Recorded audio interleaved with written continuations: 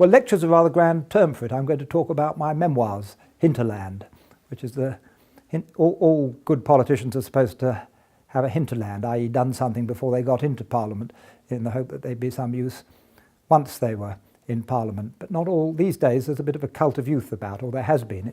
It's come to a grinding halt with the election of Jeremy Corbyn and Theresa May. But so I'm talking about my memoirs, yes, and much of which, but not all of which, is about what I did before I was elected to Parliament. And what do you hope that the audience tonight will take away from your insight? I led quite a varied life in my previous incarnation. I was a journalist by profession, and I reported from the wars in Vietnam, Cambodia and Laos briefly.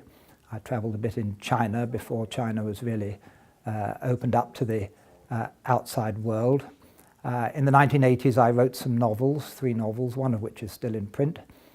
And then I worked for Granada Television for a while, investigating some of the big miscarriages of justice that had occurred in the mid-1970s. And so there are chapters on all of those things. There's a chapter on my arrival in Sunderland entitled The Deep North, and there's another chapter about my time in Sunderland entitled Deep North 2, and then there is a chapter on my time as a minister entitled A Little Light Governing, and a chapter on my hunt for the real Birmingham pub bombers entitled Looney MP Backs Bomb Gang, which was the Sun's take on it.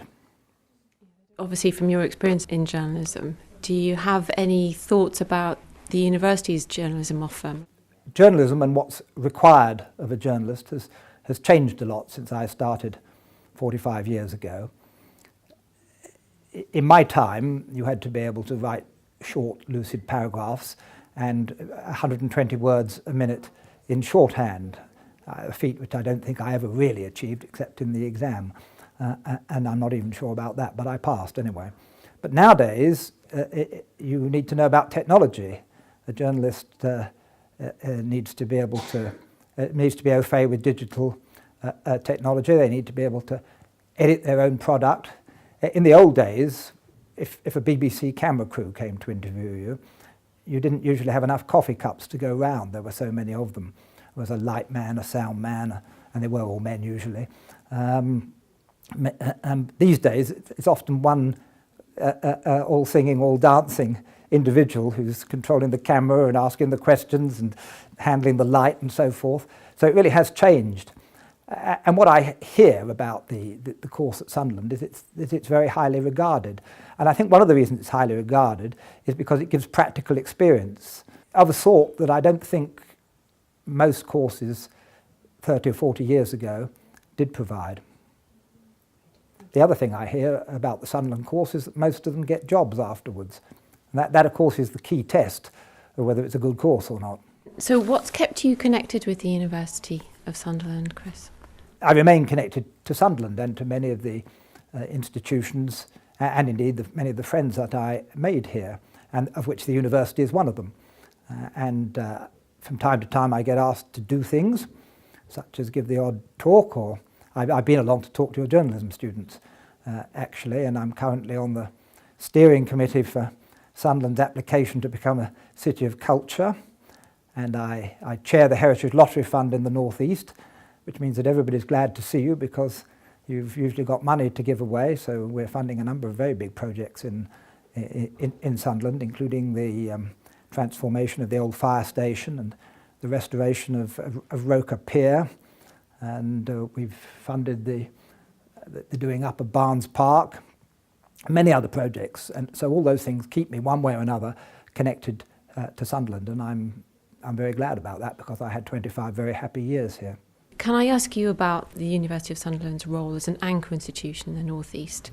It takes that very seriously in terms of widening participation, supporting jobs, growth and skills.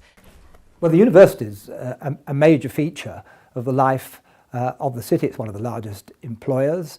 It brings in students from all over the world, but I think one of the best things it's done is that it has helped to educate a lot of students from Sunderland. A lot of young people who thought they would never go to university and are the first generation of their families to go to universities, whose fathers maybe worked in the shipyards or the pits or one of the old industries that's died out, and it's helped them make that step change that they need to make if Sunderland's to remain a modern city. And so I think that's one of the great strengths of the university. When I first came here, it was a polytechnic, and it had around 3,000 students. Now I think in total you have getting on for 20,000 students, of whom about 6,000 maybe from overseas, and they're a major source of income to the city and the country as a whole. So it's really opened out. And of course the university's got a good reputation, especially the departments like the media studies one, the pharmacy department, and the advanced manufacturing, which it's got very good. The university has very good links with Nissan and some of the other manufacturing companies in the city. So the university is a very important part of the life of Sunderland.